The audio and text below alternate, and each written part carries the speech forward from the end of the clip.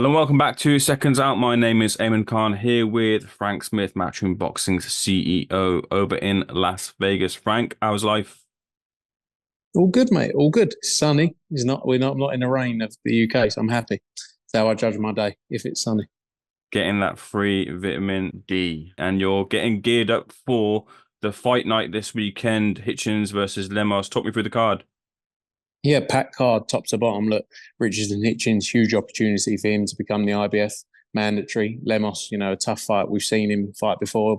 Selby fight showed what he's got at a weight below, obviously, but great fight there for Richardson on Saturday night. So looking forward to that. Diego Pacheco back out, someone we believe, for years to come is going to rule the sport and the division. He's got, he's just 23 years old now, been with us since day one, huge prospect, and we're actually going beyond the steps of prospect now. He's ready to challenge in those big fights. Sky Nicholson fights for a world title as well. Her first opportunity there. Mark Castro's back out, who's a brilliant star. And Galal Yafai, obviously Olympic gold medalist. He's kept active. He's been going straight into big fights. Over the last year or so, and I think this is another step up for him as well. So exciting card, top to bottom. I did listen to Eddie Hearn's interview on the Matchroom Boxing channel, and it's always kind of been whispered and talked about the Yafai Sonny Edwards fight in the future, but there seems to be that keenness now to get that one either next or very, very soon. You feel the same way that those two will meet and maybe likely next, Yafai and Sonny Edwards? Yeah, I'm not sure if it's one next, honestly. I definitely think there's appetite there to make the fight. I think it's a great fight. I think we've seen all British, domestic fights make a lot of sense. So, definitely something we'll look at and discuss with the teams. Galal's set on what he's got ahead. We've been working on Sonny's next steps as well, potentially on the June 29th show also. So discussions ongoing, but definitely a fight we want to see. Whether it's next, though, I'm not sure. And what about for Diego Pacheco? Like, the feeling is that this is the last fight before it's that big kind of world level sort of test. Is that the right kind of path that he's on right now? Yeah, 100%. Look, Diego wants the toughest. Like, we're sort of having to not hold him back, but where he's at in his career, he wants to move as quickly as possible. But once you take those steps into those big fights, it's hard to step backwards from there. So it's about him learning and developing in the right way.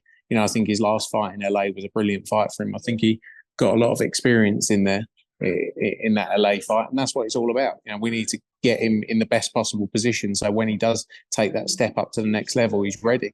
We believe, like I say again, he's going to rule for a long, long time, and got huge opportunity in the sport. So, I think after this, it'll be out there in those biggest fights possible. Right, moving on to a topic of contention, a lot of intrigue surrounding the Adam Azim versus Dalton Smith purse bids. Those won't be taking into place as Adam Azim has vacated his EBU title. Just your takeaway from getting that official now, I guess. Yeah, look, I'm not surprised. I think the reality of the situation is they've probably made the best decision for his career in terms of what's right for Adam Azim. And I've said that before.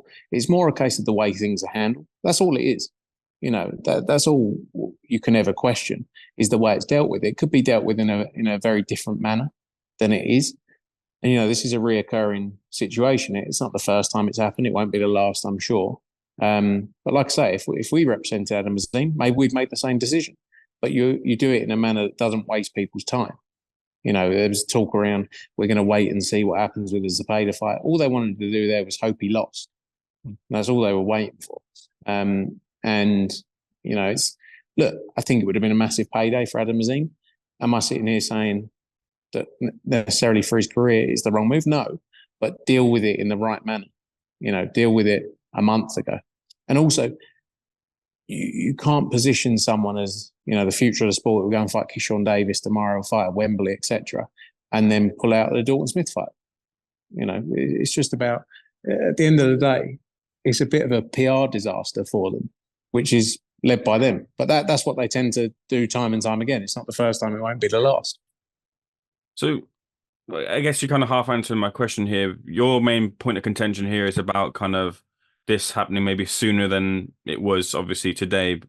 I guess then you understand maybe part of the argument that let's not take this now because it's a bigger fight down the line? You just wanted to hear that sooner.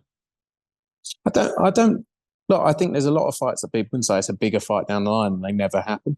Mm. So it's not always, it's a bigger, like how many times I say Kell Brook and Amir Khan was a bigger fight down the line. Actually, when it did happen, great fight, obviously a big fight, but not as big as it could have been, for example.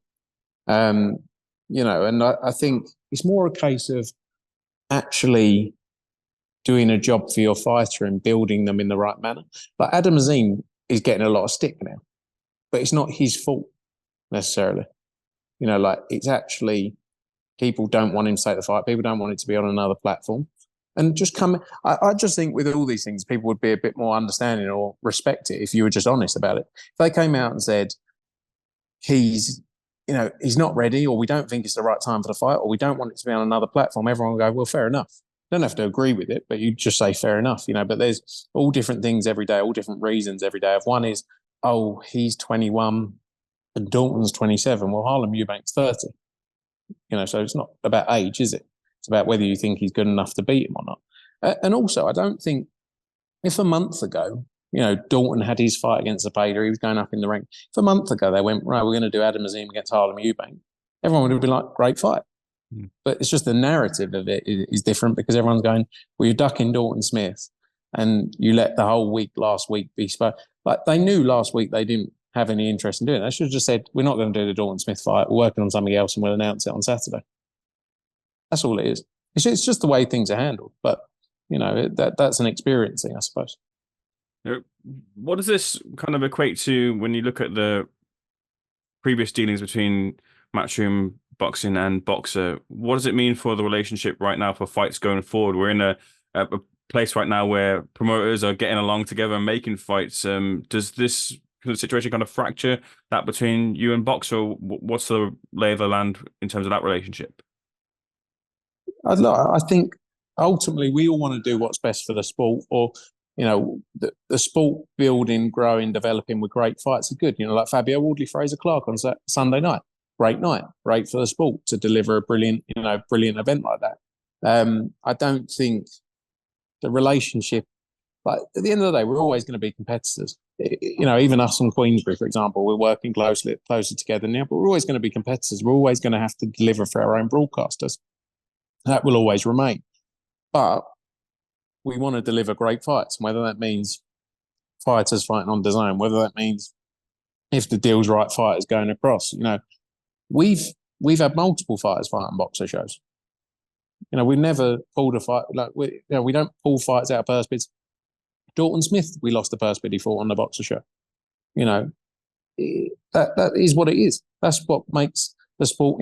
Gives fighters the best possible opportunities, to make the most amount of money. And that's why those opportunities should remain. I don't think I'm going to sit here and say, yeah, the relationship's in a great place. Like, it probably isn't.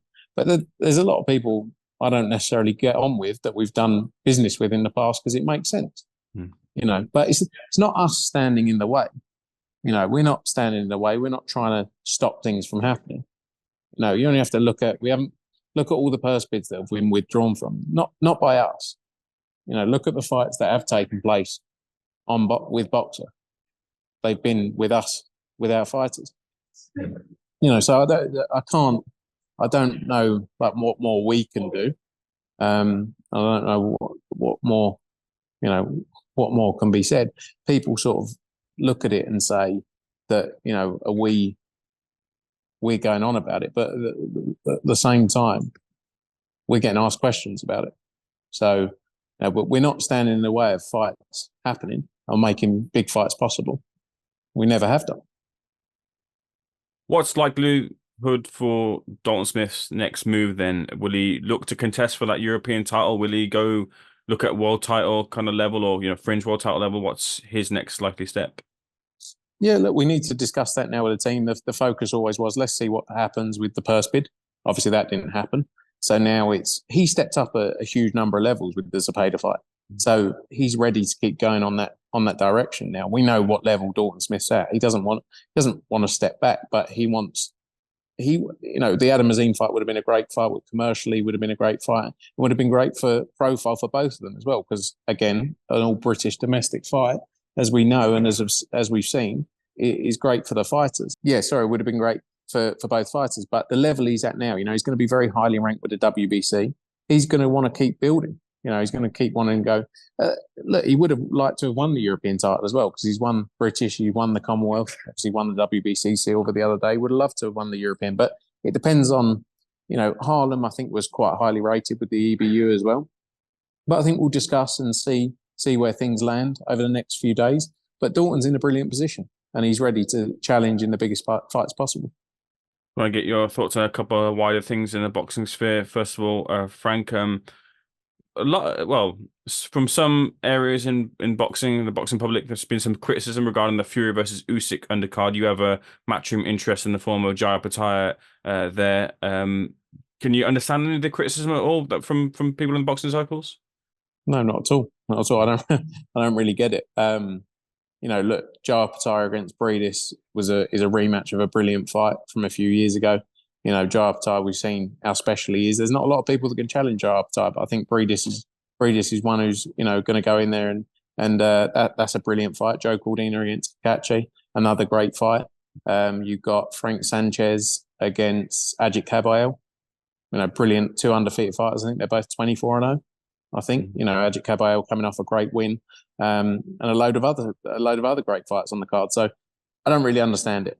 I suppose, look, people, like the December 23 card was a fight of 6 massive names. So people will compare it. But when you look at undercard fights for that show, I think it's a brilliant undercard. And people are always, that's the great thing about boxing and boxing Twitter. People are never going to be quite happy enough, are they? Joe Parker, he's done one of his funny call-outs and he's looking for a rematch with Dillian Whyte. You've worked with Whyte in the past. Interested in working with him for that potential rematch? It's an interesting fight. Look, I think Joe Parker's obviously with Queensberry as well. I'm sure they'll be looking at what opportunities are there, but it's a great fight. The first fight that they had between the two of them, it was entertaining. I think Joe knocked Dillian down in the last round, didn't he? Or the 11th round, I think, of that fight. So I think there's still something there. I don't know what Dillian's plans are. I'm not sure on when he's looking to fight. But yeah, that would be a great fight that I'm sure people would love to see. And I think, if Dillian, obviously coming off the back of a long time out, I know he had the comeback fight against Hammer, but that's the kind of fight that Dillian would need to win to put him into that position to be involved in those big heavyweight fights. My colleague Danny Flexen spoke with you at the breakfast regarding Conor Benn's situation. Don't have much to add on that. I was just wondering if there's any movements regarding Ben and what this situation means for him now. No more yet. Hoping for news soon, and we'll be able to talk about it in a bit more detail. Have you finalised or close to finalising that wildcard signing for the 5v5 at heavyweight? I don't know, mate. I don't know. They don't tell me. They say I've got too big of a mouth, so I don't get involved. I'm not allowed to know, in case I come on and tell you all the secrets. I feel like you owe me one after I asked you beforehand in Vegas, and Matthias signed a few days afterwards, and you never let me know. Didn't tell me about that either. I'm more a CEO in sort of just image. It's not really don't let me get involved in the big decisions, just in case I blabber them out. So how are the Wilder talks going then? Who's Wilder? Moving on then. There are murmurs that Katie Taylor might be fighting in America potentially. What's the situation on that? Is there a chance that she still fights in America or more likely Dublin? We're working through options now. One of the dates, the tough thing with Dublin is availability of dates. Obviously, we had to move back the Taylor Catterall fight that got delayed to May 25th. That was one of the dates we were looking at for Katie. So we're working through options for her now, hoping for something very soon for her. She's coming off the back of a great win against Chanzel Cameron. So yeah, that will be in the next week or two. I think there'll be some clarity on that. There was also a couple of whispers as well regarding the Liverpool show that maybe Jericho Quinn McGrail wasn't going ahead, but the card would still go ahead. Can you say anything on that? Yeah, I think we are just working through. There's been an injury to Jericho Quinn, and we're working on a replacement opponent, and hopefully news in the next 24 hours on that. Last couple of things from me, Frank. AJ put out a post a while back saying he's got the call for a fight People naturally want to matchmake for him now, and if it's Dubois Hrgovic, that means maybe Joshua's looking for an opponent too, whilst Fury and Usyk contest for the undisputed titles once and maybe twice, depending on what happens with the IBF. But what's the likely route for AJ in terms of an opponent? Is he going to be out and active and looking for that extra fight? I think he's been very active. He's had 4 fights in 11 months. I think a bit of time out, is what he needs now. Those camps back to back, grueling camps, not just the fights themselves, but the sparring as well, the heavyweight sparring. It's hard graft, but I think he's going to be back out around August, September time, roughly somewhere around there. In terms of fights, I think let's see. The heavyweight landscape and division changes daily, doesn't it? It's so hard to pinpoint what's going to happen tomorrow. I think we see what happens with May 18th. There's, as you say, there's probably 2 fights there, but he's ready and willing to go. He wants the biggest fights possible. And as he's shown back to back, he's in the form of his life. So I think, we'll see how the next month or so plays out and then go from there. Lastly, small sigh of relief maybe that this Mike Tyson versus Jake Paul fight is an exhibition and not a real fight in that sense. I think they're still going to sort of go at it in a competitive sense, but it's not an actual real fight. Yeah, I don't know. I haven't paid too much attention to what's going on with it. I don't know what difference, whether it's a real fight or not, if they're still going to go for it, if they declare a winner, if they don't declare, I don't know. I don't think they're wearing head guards, but I don't know how much detail. I haven't actually seen too much official detail on it yet to really comment on it. I was talking about it the other day. I've got to be honest, I don't know who wins, which is worrying. Mm. Who, I don't know. I haven't got a clue. Maybe Mike Tyson clips him with one. Do you think that's likely?